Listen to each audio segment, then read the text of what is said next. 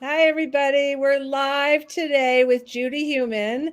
And I was just telling her, I interview people all the time, and I'm a little nervous because she's such a rock star.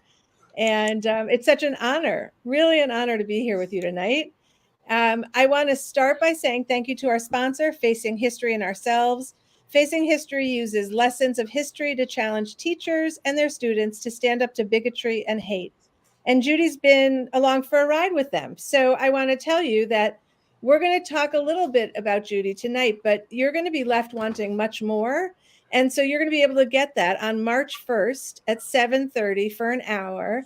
And it is a conversation with disability rights activist Judy Heumann about taking action when it's uncomfortable.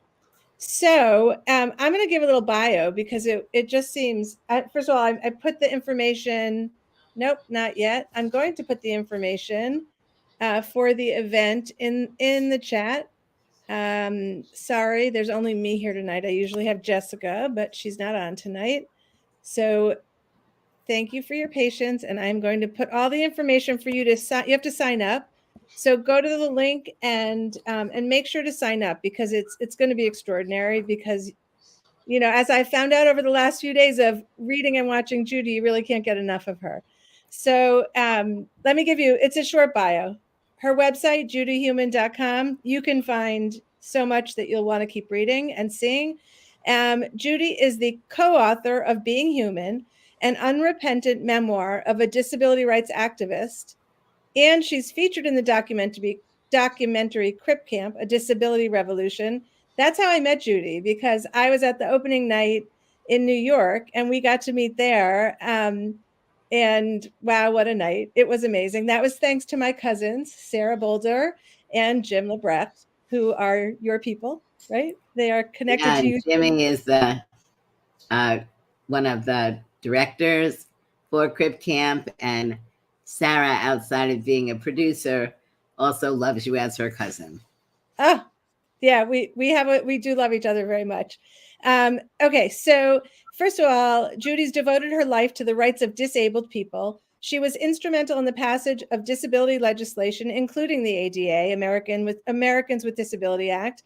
And this is my favorite quote I saw about you. The Washington Post says, she's considered the mother of disability rights and she's a badass. So we're going to get started with you right now. Thank you for being here. So what I wanted to know, we talked to parents of teenagers. That's who you're going to speak to again at a few different times, but one of the nights that we put in to sign up for on March 1st. And, you know, you were young when you kind of walked down that path of being an activist. So I'm wondering, is there like a moment that stands out to you where you were like, I don't know quite how I got here, but I think I'm an activist? I mean, I don't think there was any one incident, but first of all, my mother in particular became a very important role model for me because she and my dad really, I guess, ultimately had to decide that they wanted the same thing for me after I had polio as they had wanted for me before I had polio. And they really were learning as they were going about the forms of discrimination, the blockages that were being put in front of us, like my denial of the right to go to school and lack of accessibility and the voices of disabled people really not being heard. So as my mother kind of moved forward, finding her way with other parents, trying to break down barriers, she really was my role model. And I think as I was getting older, you know, like a teenager, I liked being able to, again, work with other people. And, you know, in the disability community, I felt very comfortable. And I didn't use the word leader, but I liked working with people and listening to people and kind of planning with people and figuring out what we could do. In the non-disability community, it wasn't the same way. I felt much more insecure and I think really not valued. But in the disability community, we really had similar goals and aspirations. Okay, so you kind of answered the next question, but maybe there's more than just your mom in this story. So, you all along in the story of Crip Camp feel like you just have this confidence. You just walk in the world with this confidence that you can make change. So, where did that come from? I know you had a strong home where your parents were doing that, but where else? With my friends, I mean, I think, we talked about problems, we were talking about solutions. We had set up an organization. Um, and after camp, after I filed a lawsuit with the Board of Ed, we set up this group called Disabled in Action. And I was elected as chair of Disabled in Action. And I think it was really something gradual. So it's not that I ever aspired to be a leader. It's just that I think, we all had different qualities. And so I think that's very important. No one person, as a rule, can make dramatic changes. But knowing what you need as a team to get things done, where there are lots of leaders who lead in different aspects of what happens. So I'm one of those people. And I think it's something that I, as I was saying, didn't shy away from when I was moving in the disability lane, but have not been as confident in when I'm in other lanes. I've had to go into other lanes, developing confidence, being able to transfer the strength that I feel when I'm working on disability issues to work on women's issues around disability or Jewish issues around disability, or fighting for other disabled people from other communities. I mean, I have over the years learned how to do that. Yeah, it's so interesting. You didn't walk the same you in every space you went into. No, I mean, so I worked in the Clinton administration. I had a senior position in the Department of Education. And that was a rocky road for me because I was the only disabled person in our department in a senior position. The secretary had an well, not so invisible. The secretary had a disability from Second World War, but I was the only real one who was identifying. And I was working with people who I hadn't worked with before, who had different experience than I did. And it really, I had to learn how to transfer the confidence that I had when working on disability issues to being able to work in a bigger environment. And it was challenging, but I did it. So when you were a teenager and you were already, I mean, in Crip Camp, you were already such a voice. Um, there were spaces where you felt involved and comfortable and at home, like at camp. And then there were places where you felt othered. So, like, do you have a story to kind of illuminate what that felt like for you? You know, feeling othered, or for me, I would talk about it as not feeling welcomed or not feeling that people really wanted me to be someplace. Those are painful experiences that I didn't necessarily know how to deal with as they were occurring.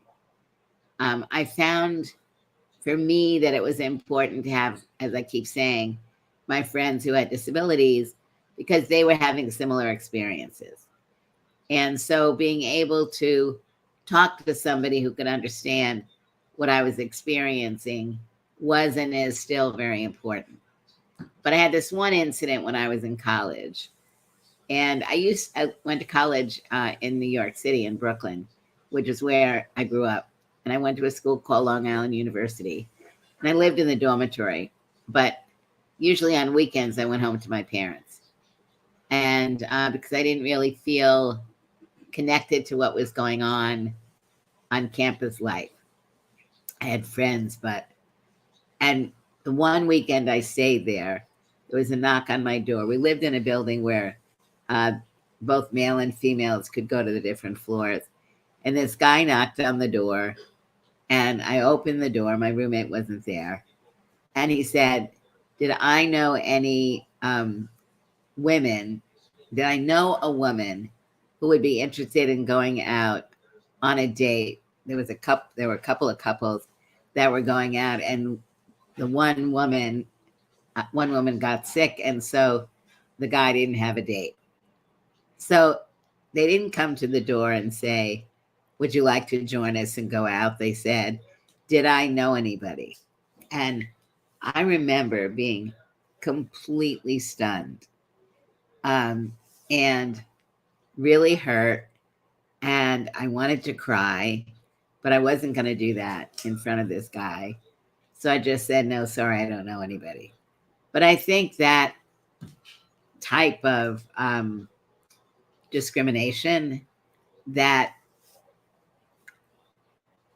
this guy didn't even look at me as a disabled woman who would be interested in going out with them. I think that really kind of summarized a lot of what I and other people were feeling. And one of the values of things that have been going on over the last decades is some of that is changing. But I would say that was not the only, but it was a significant time that I felt what you call othered. So when you tell that story and you're talking to teenagers, kids, it has to resonate for people who are experiencing anything. I mean, I think most teenagers in some capacity feel like they're on the periphery and having experiences that are different than yours but give you heartache like that. So what do they take away when you're telling your stories? I mean, I hope they take away the fact that knowing our stories and telling our stories are important, and that it's helpful to be able to talk to other people. For me, that's something that I find valuable all the time, that when things like that happen, I need to talk about it.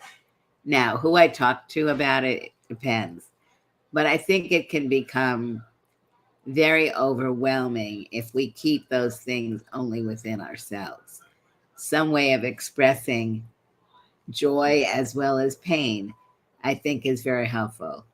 And I think it can be very difficult, not just for teenagers, but for people of all ages, to talk about things that are very personal and don't make you feel badly. But I think we need to be living in communities where we encourage people to tell their stories. Now, for me, one of the important parts of working on this book with Kristen Joyner was that I had to really think about my stories. And if you've read the book, Being Human or Rolling Warrior, you can see that I tried to be quite explicit in describing things that happened to me. Now, I did that for many reasons, but one of them really was to allow the reader not only to think, oh, I've experienced something like this or I haven't, but to allow people to kind of think more in detail about stories in their lives, stories in their communities, and to look at what role people have played to help improve issues going on in our communities, as well as be supportive of others. And really, I understand that as a teenager, it's very difficult to do these things. But really, as a teenager, it was very important for me to have friends. I had a very good friend named Frida Tankis, who unfortunately died very young when she was in her 20s. But I spoke to her about anything and everything, including when we shared a boyfriend. I dated him first, then she dated him second. And there was a song called It's Judy's Turn to Cry by Leslie Gore. And that was our song. But talking to her about everything was really important. So one of the things about seeing Crip Camp with people who were in the movie in the audience, I mean, I think I would have cried and and would have had a change. I mean, I changed completely from the movie, but also experiencing it with family and actors, and not actors, and the people's stories who were in the movie was profoundly life changing. So I think whether it's a book or a movie or hearing someone speak, the only way to understand your struggles is to hear you tell your story. And that went on even because Crip Camp was nominated for an Academy Award, right? Yes, And even access was an issue. yes, yes. But really, for me, what is important is there are things that change my life outside of disability. Some of the issues that have been going on with Black Lives Matter and work in the LGBTQ community and others, I've been learning things that I didn't know that much about. And to be able to see and hear and speak more openly about some of the issues going on in our country and around the world has been very important for me. Because one of the issues that we also discuss about disability is that people of disabilities are all colors, all religions, sexual orientations, on and on. And it's important for us to be able to recognize that people can be experiencing disability for multiple reasons, disability being one of them. And so the sooner that we can be acknowledging some of these issues, the more we can be supportive intergenerationally, which I think is also very important, is people from different age groups to be able to try to be supportive of each other so that we can help parents of children um, who are young adults, teenagers, to be able to ask us questions and to be able to engage with disabled teenagers in various settings, to really encourage people to ask me anything you want. I may not have an answer, and I may well not have an answer because there isn't an answer, but I'd like to be able to help you think about what you want to do about it. Wow. Okay, so you're going to be speaking for Facing History and Ourselves on March 1st, 7:30 p.m. Eastern time, and it's in the comments, so you can get the information for how to sign up. But what I want to ask you, Judy, is the title is Taking Action When It's Uncomfortable. So was all action uncomfortable? I mean, it kind of feels like embedded in that is that taking action is going to be tough. Yeah, and I guess the word uncomfortable for me, in part, is based on learning. And so, if you haven't done certain things in the past, you may feel uncomfortable, insecure. You don't know, you're trying to get someone to go to a yes. And how do you get them to a yes? And how do you feel if you can't get them to the yes you want to get to? So I think it's learning, it's becoming strategic. It's again sharing with other people, strategizing. So, being prepared when you enter different environments. And then also, learning how to um, move forward when you might not be prepared for things that could happen. So once I went into a restaurant and I was with a few other disabled people, and the owner of the restaurant said we couldn't stay. And I had to think right away, what was I going to do about that? And I said, well, to myself, we're not going to leave. On the one hand, I didn't want to stay because I didn't want to give him my money. But on the other hand, I was not going to leave. So I said, call the police. And of course, he wasn't going to call the police. So we ate dinner there. But saying that, I don't know where that came from. I didn't Mhm. expect it. And then if people watch my TED talk, you'll see I explicitly discuss an incident that happened when I was in New York trying to get on a bus, and people wouldn't move from the seats that they were in, so there wasn't room for me in my wheelchair on the bus. And I decided, completely unprepared, that I was going to take my wheelchair and shove it under the steps of the bus. Because if I couldn't get on the bus wasn't going to go. Now, was that planned? No, that wasn't planned. My plan was get on the bus. But there are certain times when things happen for me, and I'm like, I'm not going to let this go by because it's a much bigger issue than just me. I want people to understand that they can't push us around, that we have rights like other people. And I was very polite, and we were all, very polite, but I was not going to allow me or my friends in the restaurant or me, myself, and I on the bus. And when I finally did get on the bus, I know that I had this amazing smile on my face because I was proud of myself. I was scared. This one gentleman came when I had my wheelchair under the bus, and I thought he was going to come out and say, "How can I help you?" But he took his briefcase and he was trying to hit me with it and to get away. And I was like, not really. But of course, that didn't make me move. So, but I think over time, it's learning more to value yourself and also to realize that things that are happening to you are happening to other people. And what do we need to do collectively? And when it comes up individually, what do we need to do to ensure that people don't step on us? Yeah, that is quite role modeling there. And I think Trevor Noah also was, like you were telling a story similar to that, and he said, "You are a badass." He was amazing. Yeah, He's a that great, was a quite adorable exchange between the two of you. So if you guys want, like, I don't know, maybe it was 10 minutes or so. Trevor yeah. Noah, Judy March Heumann. I'm 4th, Trevor. March 4th, 2020. Ah, okay. Okay, so here's my last question. Everyone should read your book. They should in some way find out everything about you because it's so inspiring.